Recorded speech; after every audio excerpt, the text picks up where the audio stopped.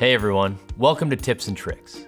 Animated GIFs have become a big part of internet culture. They can tell a quick story, display an emotion, or visual representation.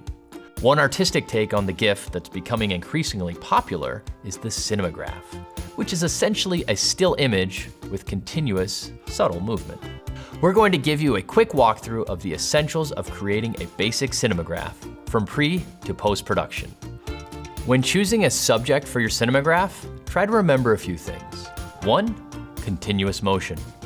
In order to create the effect of an infinite loop, your subject needs to have a start point and end point that is visually seamless.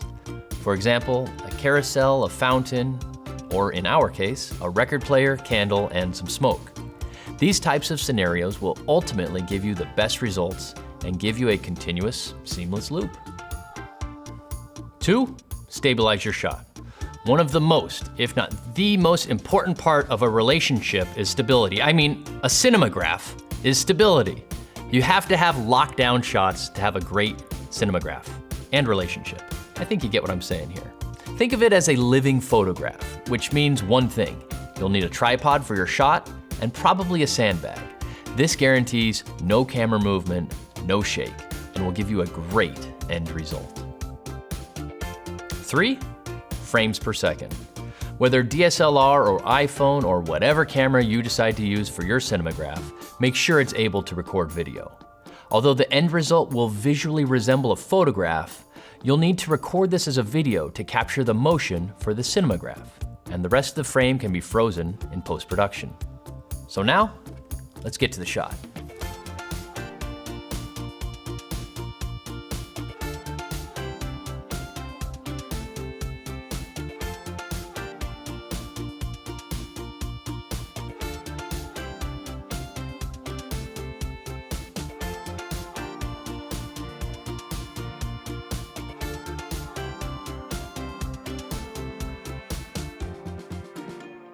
All right, here we are.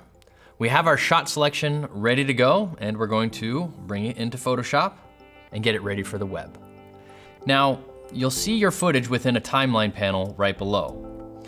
This is what we'll use to trim our video. For starters, we want to make sure the first frame of our cinemagraph is a few frames in.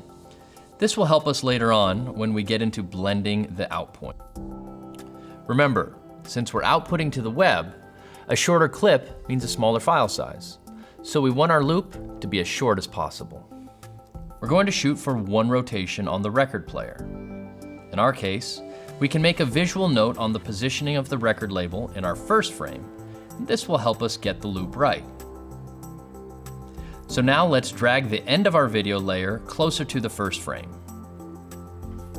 Let's try to get the record label position to match the first frame so it looks like the record is looping over and over again. Let's preview and see what we have so far. Make sure the loop playback setting is checked under the gear icon to preview. As you can see, the record loop looks good, but we're seeing a slight jump from the end point back to the in point on our model. Hang with me, here's how we can fix this. We're going to duplicate our layer by right-clicking on our group and selecting Duplicate Group. Now let's drag the bottom layer to where the top layer ends.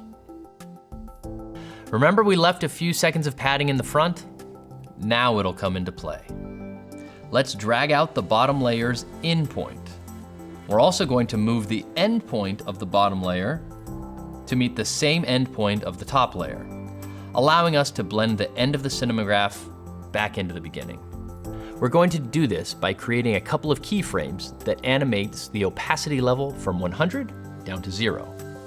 So let's select the drop-down arrow, position the playhead at the beginning of the bottom layer, click the opacity stopwatch, and this will create a keyframe. Right now this keyframe is at 100% opacity, as you can see in the layer panel. So now let's move our playhead to the end of the animation and set the opacity to 0. Make sure this keyframe is at the very end of your sequence. Now our loop is looking good. Our out point is fading into our in point pretty seamlessly, and that is the basic principle of a cinemagraph. The last step is to mask out all the parts of the cinemagraph that will be static. This helps create the artistic effect of a cinemagraph. We're going to freeze everything except for the record player, the sage smoke, and the candles. I'm going to create a freeze frame of my video layer by making sure nothing is selected and pressing Command, Option, Shift, E. On a PC, that would be Control, Alt, Shift, E. And this creates a freeze frame layer of my scene above my video layer. I'll make this the same length of my video clip. Now we're going to paint over the parts of the image where we want motion in our cinemagraph. This is where having a completely static camera is extremely important, because if there was any movement with my camera, it just wouldn't work. In our case, our subject had to remain very still as well. So now let's create a mask on this new layer and make sure black is your primary color selected. And let's select the brush tool. Select an appropriate brush with little to no hardness that will add feathering. And by pressing the slash key above your return key on your keyboard, this will visually show you exactly where you're painting. I'm going to paint over everything that has motion. This includes the candle, the sage smoke, the record, and the spots where the candle flicker might be reflecting, like her face and the wall. Now let's disable the slash visual display and preview our cinemagraph. This looks great. Lastly, we can add any adjustment layers for color correction here in Photoshop as you would a normal image. I've made some corrections to give it more of a retro feel. I promise this is the last step. We're going to optimize this for the internet. So let's click File, Save for Web. Let's make sure GIF is selected in the drop-down menu. If your GIF is a very large file size, it might lag a bit when playing. A good rule of thumb is to keep it under 5 megabytes. We can make the image size a bit smaller, so let's go with 1,000 pixels wide for now. In terms of image quality, Photoshop is defaulting at no dither, which is resulting in poor image quality. I'll select diffusion to fix this. And already you can see that looks much better. Another setting to change is looping options to forever. This will make the GIF loop over and over again, and over and over again, and over and over again. In the bottom left corner of this dialog box, it will tell you the file size of the GIF.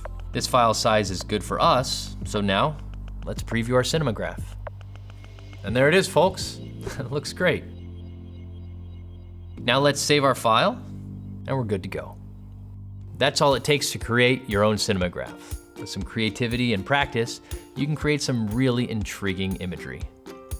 That's it for this edition of Benro Tips and Tricks. Thanks for watching. See you next time.